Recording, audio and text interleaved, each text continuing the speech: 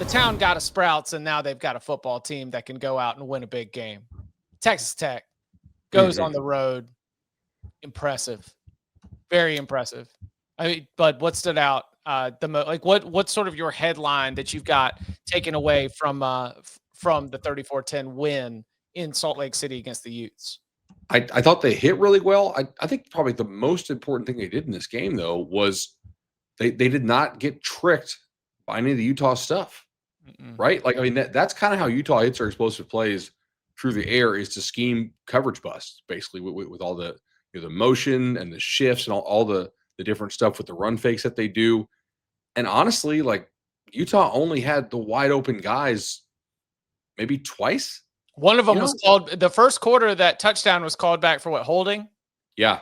No, the illegal man downfield for some reason. And it was Fano. Went downfield. And it was their best freaking offensive lineman. And he was, I'll tell you what, that was so nitpicky that I didn't go back, but I'd be very curious. And anybody on the Texas Tech media, feel free to reach out to us on that. That seems like one of those that Joey got in the ref's ear. It's like, hey, like, watch this right here. A ref has to be tipped off to call, like, to me, the way that I saw it, to call that on, because yes, it was technically a legal man downfield, but man, there's a lot of linemen that are at that position that don't get flagged for that.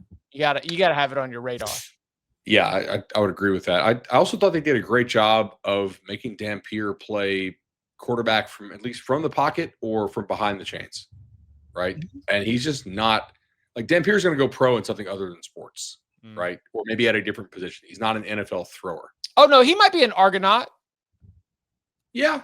Okay. I could see him as a Winnipeg Blue Bomber. I mean, 38 for 162 is Tom, I'm very serious about that. Okay. Darian Durant's one of my favorite North Carolina quarterbacks of all time. And that guy is a CFL legend. That guy's got Grey Cups on Grey Cups on Grey Cups. I just enjoy you saying CFL team names.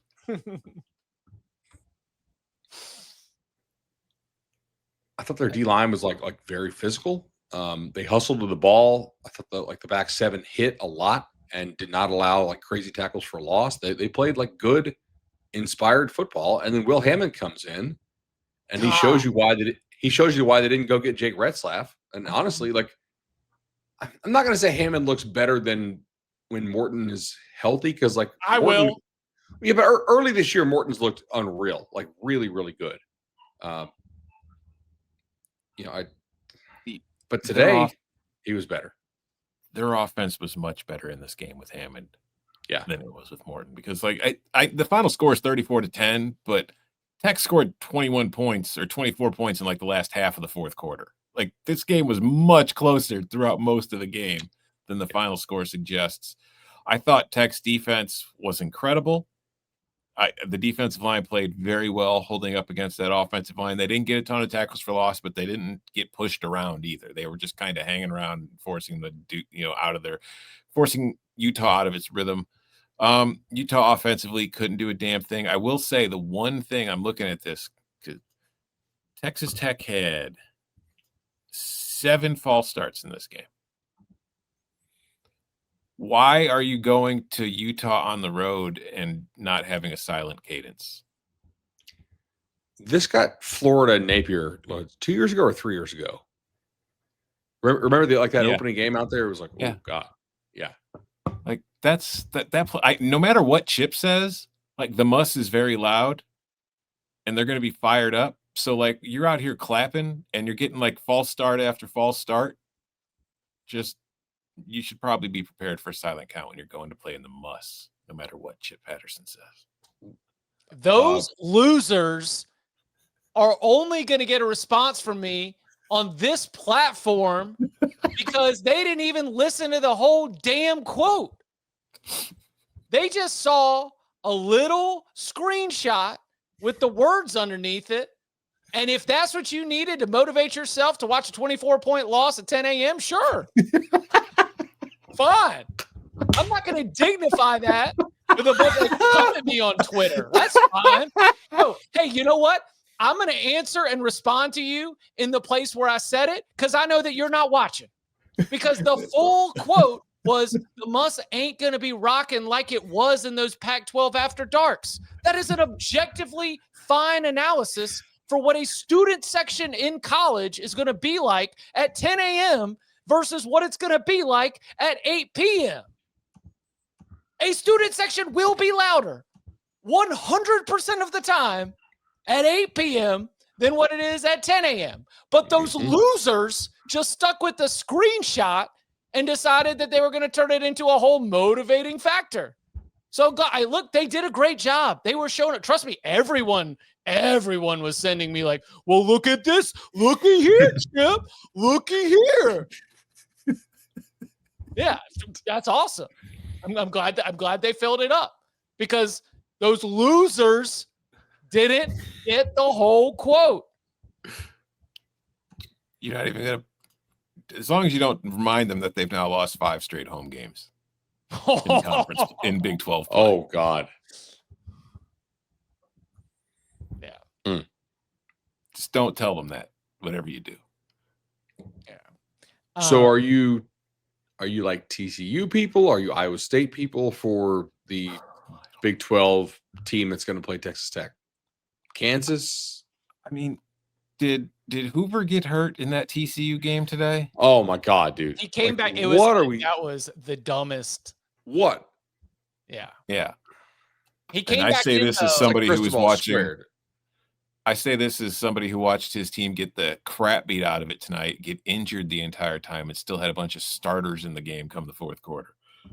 But yeah, I'm like, I wish I had a hidden. If you've not watched this, I wish I had like a candid camera on you for when you do, because Chip, it was what, 4th and 15? 4th and 15, and we're just trying to like burn it out, and he hangs in the pocket.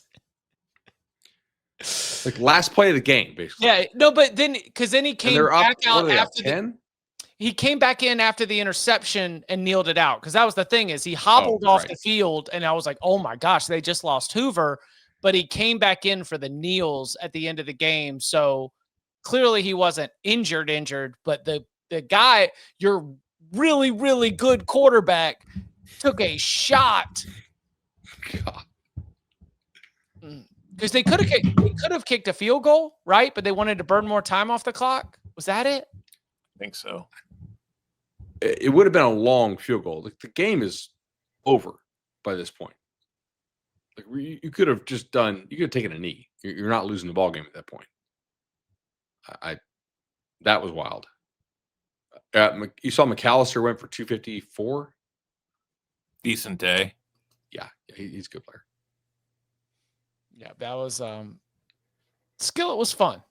TCU might just be a juggernaut, man. Maybe, Yeah, TCU looks pretty good. Secondary could use a little work, but I will say, like, in a losing effort, Kevin Jennings, I thought, played really well on a bad wheel.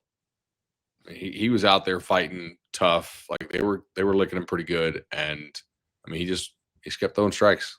Yeah, that defense. That was fun. That was a fun game. SMU's defense, not good. No, not great. Yeah, that was TCU could have scored more in this game. Like, it was, and well, I don't know. I take that back immediately after it because now I'm remembering. Now I'm remembering the dumb, like, 50-yard heaves that were just non-review. Yeah. Oh yeah. By the way, Hall got ejected for Michigan State on this drive that USC just scored on. Good news for the team total. Yeah, let's go. Yeah, very. So yes, I think Joey McGuire, I believe, said that Morton will be good to go.